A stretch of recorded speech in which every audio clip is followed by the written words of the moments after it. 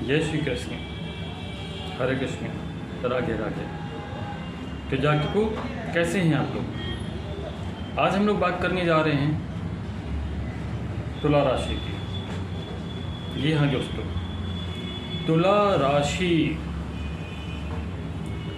ग्रहों का यदि गोचर देखें तो वर्तमान समय में खासतौर पर तुला राशि किन लोगों की होती है, तो जिन लोगों के नाम होते हैं रा री, रू रे, रो, या फिर ता ती तू ते,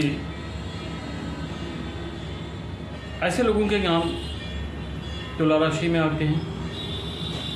या फिर जिन लोगों का जन्म हुआ 23 सितंबर से 22 अक्टूबर के बीच में, 23 सितंबर से 22 अक्टूबर के बीच में जिनका जन्म हुआ है, उनकी राशि भी तुला राशि होती है दोस्तों।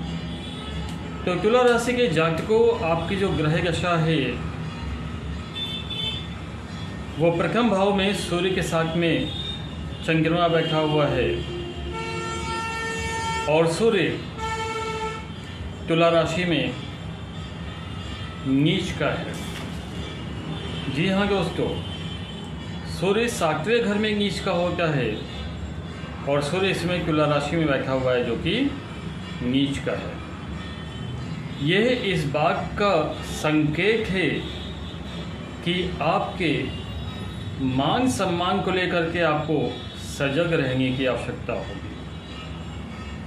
अपनी सम्मान को लेकर के आपको सचेत रहने की आवश्यकता होगी।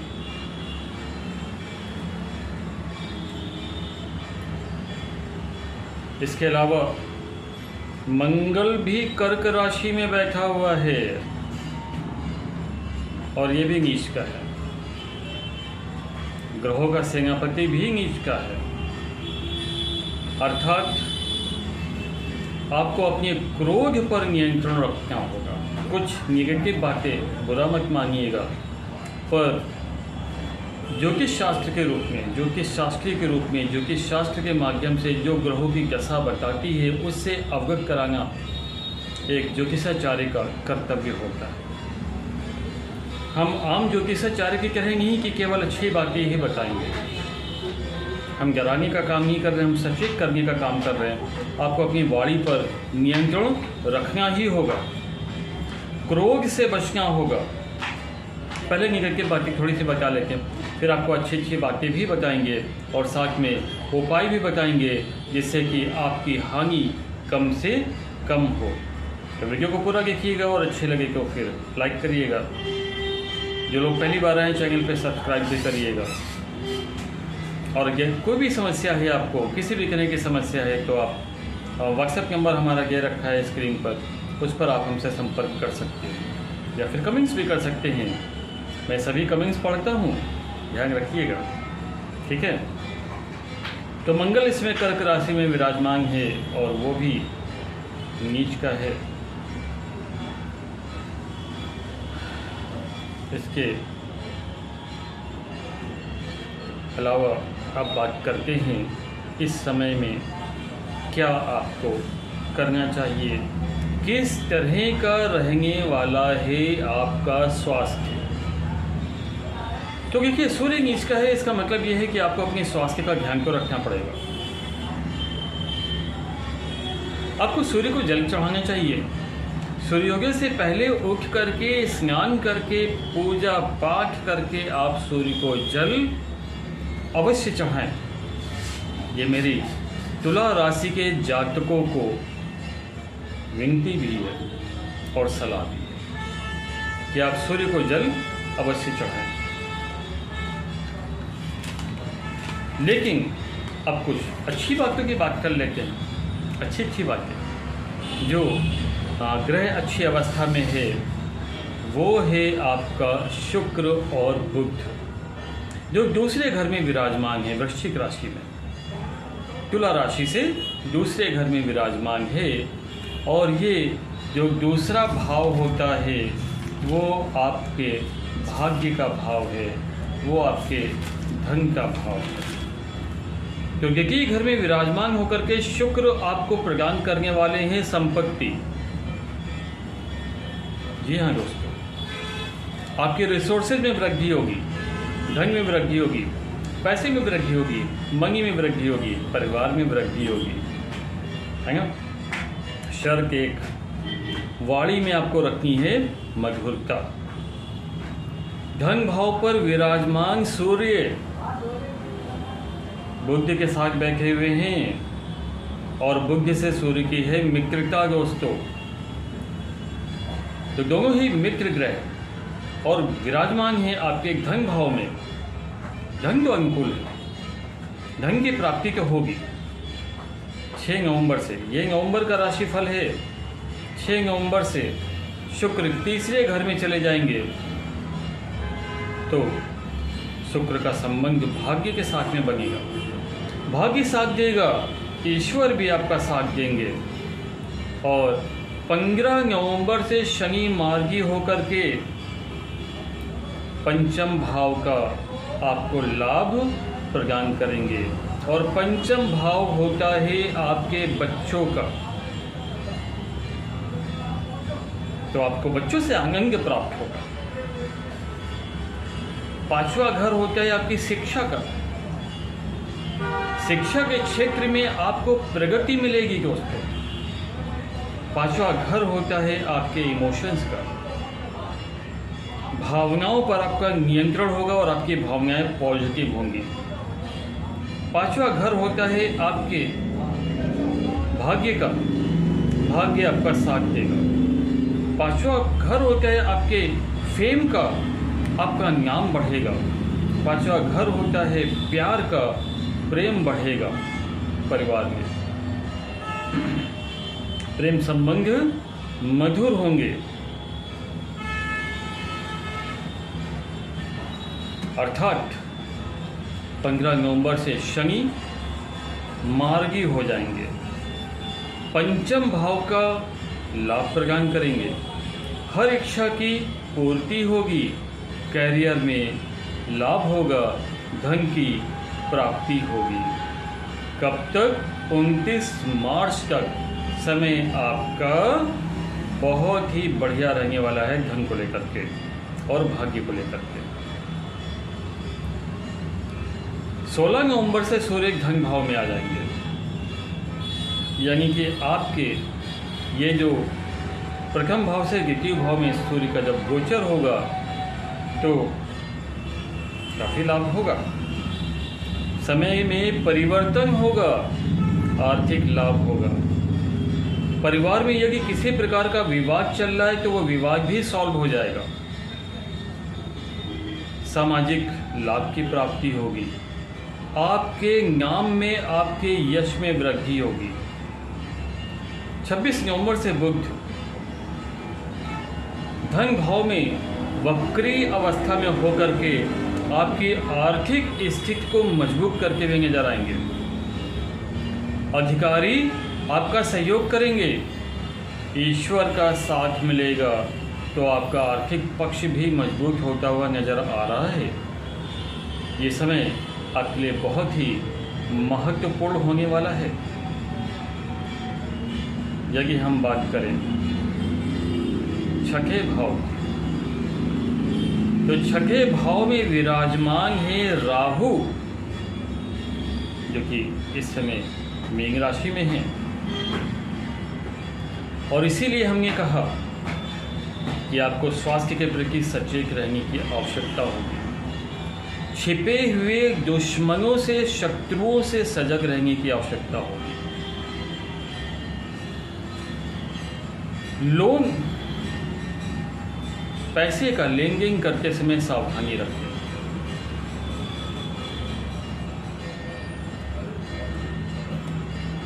आपकी जॉब के बारे में भी यह समय सावधानी का होगा। अचानक से परिवर्तन होने के योग बनते हैं।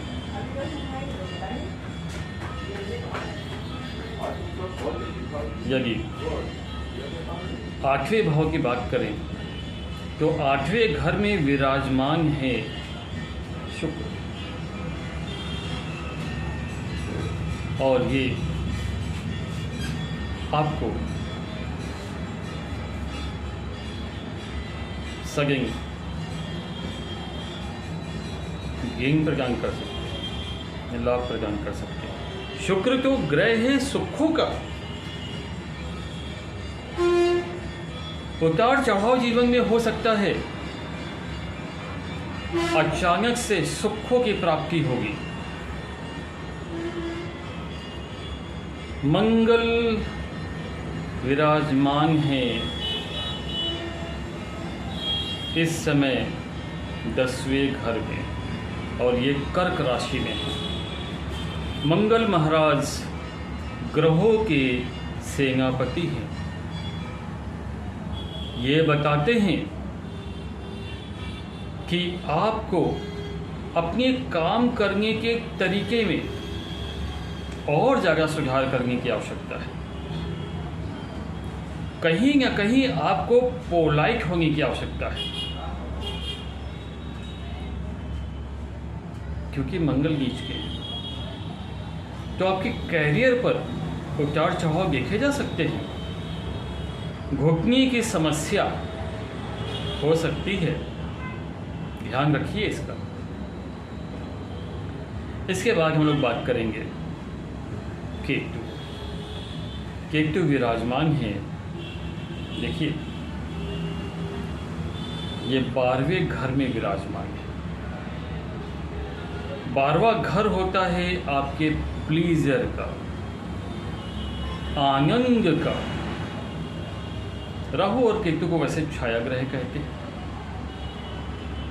यहां पर आवश्यकता होगी अपने व्यय पर और अपने खर्चों पर आपको ज़्यादा सावधानी बरतने की आवश्यकता होगी।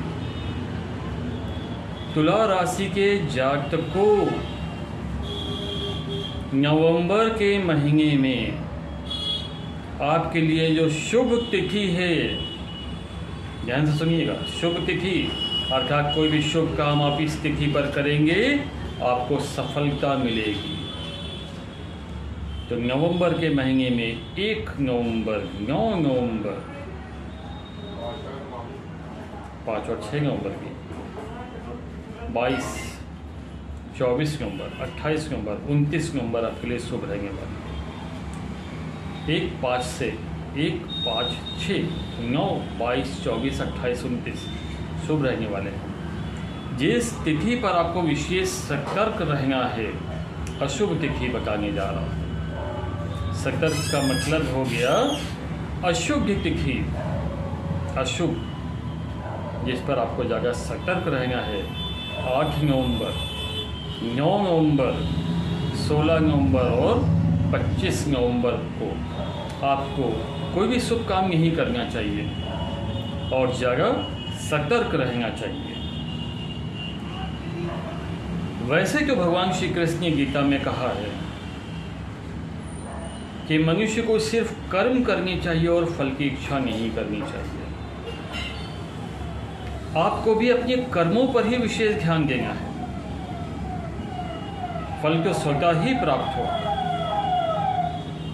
और यदि ग्रहों के नकारात्मक प्रभाव से आपको बचना है तो क्या करना चाहिए? श्री सूक्ति का पाठ करें, श्री सूक्ति का पाठ करें। कन्या को मीठा खिलाएं, इससे ग्रहों की नकारात्मकता खत्म होगी। और हाँ, विशेष तौर पर सूर्य को, उगते हुए सूरज को जो बिल्कुल लाल होता है, उगते हुए सूरज को जल अवश्य चढ़ाएं। ये आपको जरूर करना चाहिए। तो मित्रों, यदि आपको हमारी वीडियो अच्छी लगे, जानकारी लगे, आपको इससे लाभ प्राप्त हो, आप जीवन की जो अनिष्ट होने वाला है उससे अपने आप को बचा सके, आपके शुभ कार्य और अधिक शुभ हो सके। यदि आपको ऐसा लगता है, यदि आपको लगता है कि गुरुजी ने जो भी बताया वो सत्य है,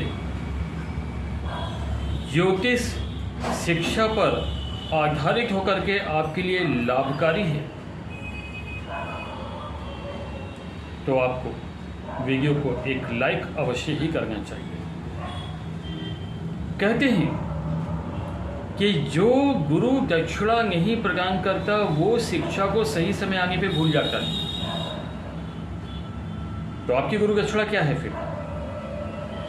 एक लाइक, कमेंट्स, आप पूछिए जो भी पूछनी है, अपनी समस्याओं का, हर समस्याओं का हल हम आपको प्रदान करेंगे। देखिए, हम कोई भगवान नहीं है, पर भगवान है क्या? हमारे धर्म शास्त्रों में क्या बताया गया? हमारे धर्म शास्त्रों में क्या बताया गया? आत्मा परमात्मा का अंश है। हमारे आत्मा में शक्तियां हैं। यदि हम उन शक्तियों को जागृत कर लेते हैं अपने ज्ञान के माध्यम से, तो ये आत्मा परमात्मा के समान शक्तिमान बन सकती है। भगवान क्या है? भूमि, गगन, वायु, अग्नि और नीर, जिनसे मिलकर के 5 तत्वों से मिलकर के हमारा शरीर बना हुआ है। तो हमारा निर्माण भगवान से हुआ है। कुछ लोग कहते हैं आप भगवान ही क्या? ना, हम भगवान नहीं हैं, पर हम भगवान का अंश जरूर हैं।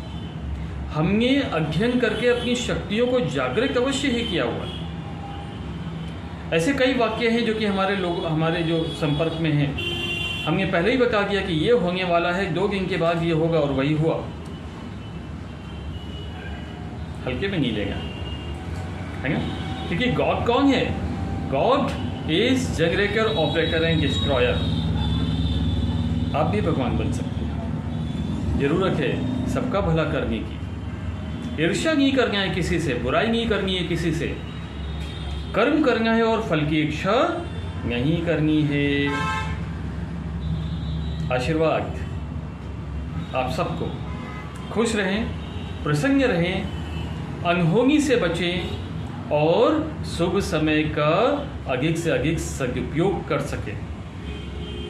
ऐसी ही कामना के साथ हम इस वीडियो को विराम देते हैं और आपसे एक लाइक और कमेंट्स के लिए आग्रह करते हैं। साथ ही साथ जो नए मेहमान हैं वो वीडियो को सब्सक्राइब करें, क्योंकि हमारी वीडियो पर आपको सिर्फ और सिर्फ ज्ञान की प्राप्ति होगी, जो कि आपको आपके जीवन में कहीं ज़्यादा आपके जीवन को उपयोगी बनाएगी।